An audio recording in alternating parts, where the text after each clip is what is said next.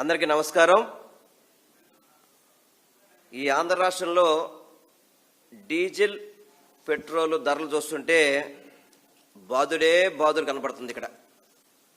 ఎందుకంటే ఎక్కడా లేని విధంగా ఈ భారతదేశంలోనే ఆంధ్ర రాష్ట్రం నంబర్ 1గా ఉందంటే అది పెట్రోల్ రేటు డీజిల్ రేట్లు పెంచడంలోనే. ఎందుకంటే లీటర్ పెట్రోలు ఈరోజు మన ఆంధ్ర రాష్ట్రంలో కొట్టుకోవాలంటే 113 రూపాయల 62 పైసలు. అదే లీటర్ డీజిల్ కొట్టాలంటే 101 రూపాయి 24 పైసలు. ఏదైతే పెరిగిన ధరల వల్ల రోజుకి పెట్రోల్ మీద 3.29 కోట్లు, డీజిల్పై 6 కోట్లు అధిక భారం రాష్ట్ర ప్రజల మీద సుమారుగా ఈ రెండు కలుపుకుంటే కనుక ప్రతిరోజు 10 కోట్ల రూపాయలు అధిక భారం రాష్ట్ర ప్రజల మీద పడుతుంది. అదేవిధంగా చంద్రబాబు నాయుడు గారు గతంలో పెట్రోల్ డీజిల్ రేట్ల మీద ఏం మాట్లాడారంటే ఈ జగన్మోహన్ రెడ్డి గారి గురించి, పెట్రోల్ డీజిల్ ఆయనకి చేత కాదు, అవన్నీ కూడా చాలా మాటలు మాట్లాడాడు చంద్రబాబు నాయుడు గారు. ఇంకా నారా లోకేష్ గారు అయితే కనుక ఇంకా 4 అడుగులు ముందుకేసి పెట్రోల్ బంకులకు వెళ్ళడం, రేట్లు చూపెట్టడం, ఏ విధంగా ఆంధ్ర రాష్ట్రంలో పెట్రోల్ బంకులు ఉన్నాయని చెప్పడం, ఇవన్నీ కూడా నారా లోకేష్ గారు పాదయాత్రలో చూపెట్టడం కూడా జరిగింది. వాటన్నిటి కూడా మనమేమి ఇందులో అబద్ధం చెప్పాల్సిన పని లేదు. ఇవన్నీ కూడా మీకు వారు ఏం మాట్లాడారో చూపెడదాం. కానీ నేను ఒకటే కోరుకుంటున్నాను, భారతదేశంలో దాదాపు మనం ఉన్న రాష్ట్రాల్లో ఏపీలో నెంబర్ 1 పెట్రోల్ రేటు డీజిల్ రేట్లో మన ఏపీలో నెంబర్ 1 ఉంది. భారతదేశం ఏపీలో నెంబర్ 1గా ఉంది. ఎందుకంటే ప్రతి చోట కూడా చూసుకుంటే కనుక మీరు పొరుగు రాష్ట్రాలైన తెలంగాణ, కేరళలో పోల్చుకుంటే మనకంటే 3 రూపాయలు తక్కువ ఉంది. తమిళనాడులో పోల్చుకుంటే ఏకంగా 10 రూపాయలు తక్కువ ఉంది.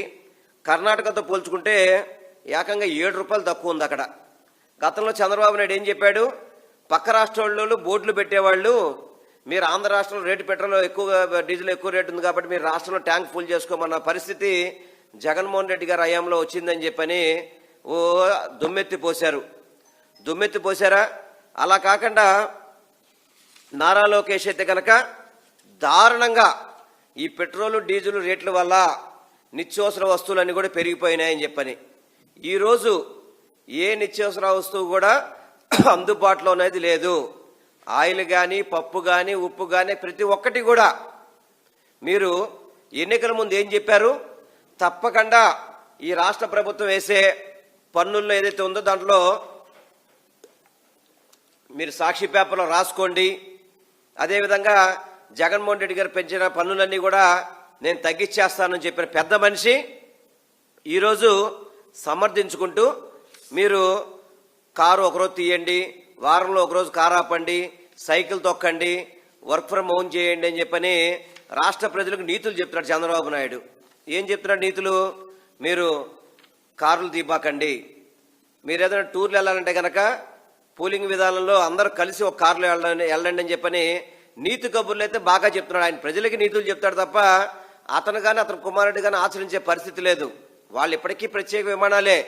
ఏదో అక్కడ నరేంద్ర మోడీ గారు క్యాన్వే తగ్గించారని చెప్పని వీళ్ళు రెండు కార్లలో వెళ్తున్నాం, మీరు 4 కార్లలో వెళ్తున్నాం అని చెప్పని ఊరికే ఆ రోజు వీడియో తీయడానికి తప్ప వాళ్ళల్లో ఎక్కడా మార్పు రాలేదు. ఎందుకంటే మరి ప్రధాని మోడీ గారు మీటింగ్ పెట్టిన ఆ రోజు సాయంత్రమే కదా సింగపూర్ వెళ్ళిపోయింది నారా లోకేష్ గారు. మరి నిన్న వేరే జిల్లాలకు వెళ్ళాలంటే స్పెషల్ ఫ్లైట్లు వెళ్ళిన పరిస్థితి లేదా? వీళ్ళు ఎక్కడైనా ఖర్చులు తగ్గిస్తున్నారా? చంద్రబాబు నాయుడు గారికి ఒక ప్రత్యేక విమానం, ప్రత్యేక హెలికాప్టరు, డిప్యూటీ సీఎం గారికి ఒక ప్రత్యేక విమానం, డిప్యూటీ సీఎం గారికి ఒక ప్రత్యేక హెలికాప్టరు, అదేవిధంగా నారా లోకేష్ గారికి ఒక ప్రత్యేక విమానం, వీరికి ఒక ప్రత్యేక హెలికాప్టరు. ఇన్ని వేసుకొని ఎంత వృధా ఖర్చులు చేస్తున్నారు. వీళ్ళు చేసింది ఏంటండి, చంద్రబాబు నాయుడు ప్రతి నెల కూడా పెన్షన్ ఇవ్వడానికి వెళ్తాడు. పెన్షన్ మామూలుగా రొటీన్గా జరిగే కార్యక్రమం కదా, ఎప్పుడో సరిగ్గా రాజశేఖర రెడ్డి గారి దగ్గర నుంచి పెన్షన్లు వెళ్తున్నాయి. జగన్మోహన్ రెడ్డి గారు పెన్షన్లు ఇవ్వలేదా? 1వ తారీఖు నాడు ఉదయం 5 గంటలకు పెన్షన్ ఇచ్చేవాడు.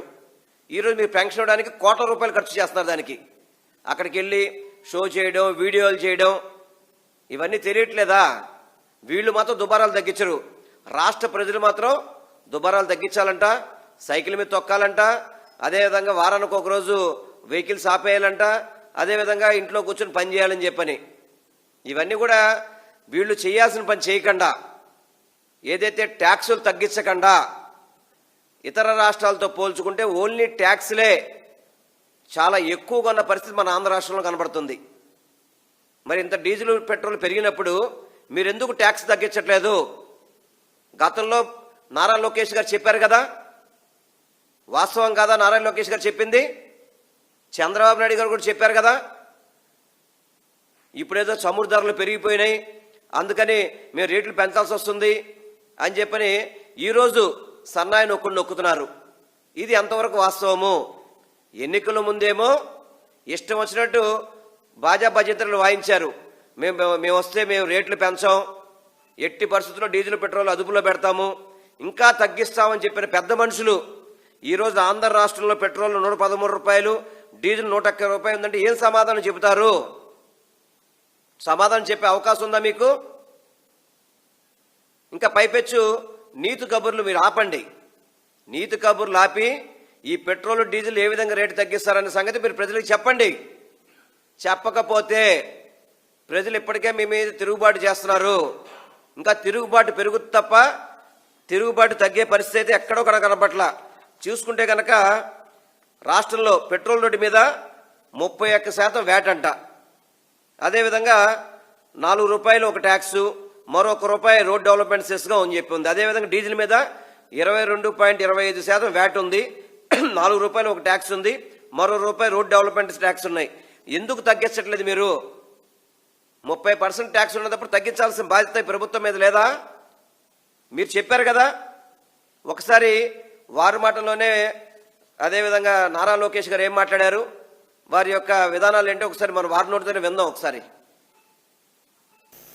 సాక్షి పత్రిక ఈ రోజు కూడా రాశారు. సాక్షి విలేకరుడు ఉంటే చేతులు పైకెత్తండమ్మా. లేదా ఒక రాష్ట్రం ఈ ప్రభుత్వం 100 రూపాయలకు అమ్ముతుంది ఒక లీటర్ పెట్రోల్, దాంట్లో 28 రూపాయలు రాష్ట్ర ఖజానాలకు వస్తుంది. ఆకాశంలో ఉన్న ముఖ్యమంత్రిని ఈ ఎన్నికల్లో ఓడించండమ్మా, ఆ 28 రూపాయలు సగానికి సగం తగ్గిస్తాడు ఈ జగన్ రెడ్డి. మీకు తెలుసునా? బాబు గారు వస్తే ధరలు మేము తగ్గిస్తాం. నేను ఎందుకు ముఖ్య కంఠంతో చెప్తున్నానంటే, ఈ రోజు భారతదేశంలోనే నిత్యావసర సరుకుల ధరలు ఇంత శాతం పెరిగిందని ఏకైక రాష్ట్రం ఆంధ్ర రాష్ట్రం. దానికి కారణం పెట్రోల్ డీజిల్ పైన ఈ ప్రభుత్వం వేసే పన్ను. చాలా మంది గూడ్స్ ఆటో ఉండదు, ఏం పట్టుకెళ్తారండి? నిత్యావసర సరుకులే కదా. వీళ్ళ చేతగాంతనం వల్లే నిత్యావసర సరుకుల ధరలు ఇంత పెరిగింది. సో రేపు అధికారులకు వచ్చిన తర్వాత ఎట్టి పరిస్థితుల్లో మేము ధరలు తగ్గిస్తాం, మీకు పెట్రోల్ డీజిల్ అందుబాటులో తీసుకొస్తాం. మేము అధికారులు రాగానే ధరలు తగ్గిస్తామని చెప్పని అంత గట్టిగా చెప్పిన వ్యక్తి, ఆ రోజు 100 రూపాయలు లీటర్ పెట్రోల్ ఉంది, దాంట్లో 28 రూపాయలు రాష్ట్ర ఖజానాకి ట్యాక్స్ వెళ్తుంది, దాంట్లో నేను ట్యాక్స్ 50% తగ్గిస్తాను వ్యక్తి ఈరోజు 113 రూపాయలు పెట్రోల్ అమ్ముతారంటే అది బాధుడు కాదా నారా లోకేష్ గారు? కాదా? మీరు చెప్పిన మాటే కదా. 100 రూపాయలు పెట్రోల్ 28 రూపాయలు ట్యాక్స్ ఉంది, దాంట్లో 50% తగ్గిస్తామంటే 15 రూపాయలు తగ్గి ఈరోజు 85 రూపాయలకి పెట్రోల్ దొరకాల్సింది పోయి 113 రూపాయలు అమ్ముతున్నారంటే ఇది మీ అసమర్థ పరిపాలన కాదా అని చెప్పి నేను నారా లోకేష్ గారిని మాట్లాడుతున్నాను. ఎందుకంటే తగ్గిస్తామని చెప్పని గట్టిగా చెప్పిన వ్యక్తి కాకి చొక్కా వేసుకున్నాడు, అదేవిధంగా డ్రైవర్గా వేషాలు వేసుకున్నాడు, వేసి పచ్చి నోటు అబద్ధాలతో రాష్ట్ర ప్రజల్ని మోసం చేసినా నేను చెప్తున్నా నారా లోకేష్ మీద చీటింగ్ కేసు పెట్టాలి. ఇప్పుడు ఏదైతే మోసం చేసి తప్పుడు వాగ్దానాలు చేసి అధికారం ఎక్కారో నారా లోకేష్ మీద కంపల్సరీగా చీటింగ్ యాక్ట్ ప్రకారం కేసు పెట్టి బొక్కలో వేయాలి అతన్ని చేసిన అబద్ధాలకి. ఒకసారి మేనిఫెస్టో ఒకసారి చూడండి. ఒకసారి మేనిఫెస్టోలో ఏం రాశారు? పెట్రోలు డీజిల్ ధరలు నియంత్రిస్తాం. ఇదేనా నియంత్రించడం అంటే? గతంలో ఉన్న రేట్ల కంటే రేట్లు పెంచేసి మీరు తగ్గించకుండా రేట్లు పెంచేసి ఇదేనా? ఇంత పచ్చి మోసం చేస్తారు ఎవరైనా కానీ. మేనిఫెస్టోలో రాశారు పెట్రోల్ డీజిల్ ధరలు నియంత్రిస్తామని చెప్పని. ఏమన్నా నియంత్రించారా? నేను రాష్ట్ర ప్రజలను కోరుకుంటున్నాను, దయచేసి నిలదీయండి. చంద్రబాబు కానీ, పవన్ కళ్యాణ్ కానీ, నారా లోకేష్ కానీ ఎక్కడే గనక రోడ్ల మీద కార్యక్రమానికి వచ్చినప్పుడు అడగండి. మీరు ఎందుకు తగ్గిస్తా అని చెప్పి డీజిల్ రేటు తగ్గించట్లేదు, మీరు ఎందుకు పెట్రోల్ రేట్లు తగ్గిస్తా అని చెప్పి ఎందుకు తగ్గించలేదని చెప్పి అడగండి. ఎందుకంటే నిలదీయకపోతే వీళ్ళు చెప్పేదంతా కరెక్టు. ఎన్నికల ముందు మాత్రం నీతి సూక్తులు బాగా చెబుతారు వీళ్ళు చెప్పినట్టుగా ఇంకెవరు చెప్పరు. ఎన్నికలు అయిపోయిన తర్వాత వీళ్ళు చెప్పిన జనాలు మర్చిపోతారేమో అనుకున్నారు. ఎవరూ మర్చిపోవట్లేదు. ఈరోజు మీరు ఏ విధంగా బాధుతున్నారో, ఎప్పుడు ఎన్నికలు వచ్చినా కానీ మిమ్మల్ని అందరినీ కూడా రాష్ట్ర ప్రజలు ఓడించడానికి సిద్ధంగా ఉన్నారని చెప్పి తెలియపరచుకుంటే ఇప్పటికైనా కానీ నారా లోకేష్ కానీ, చంద్రబాబు కానీ, పవన్ కళ్యాణ్ కానీ ఏదైతే పెట్రోల్ డీజిల్ రేట్లు అత్యధికంగా పెంచి రాష్ట్ర ప్రజల మీద భారం మోపారో ఆ భారానికి మీ అసమర్థ పరిపాలనే నిదర్శనం అని చెప్పి తెలియపరచుకుంటే ఎప్పటికైనా డీజిల్ రేట్లు పెట్రోల్ తగ్గించాలని చెప్పని వైఎస్ఆర్ కాంగ్రెస్ పార్టీ డిమాండ్ చేస్తుంది.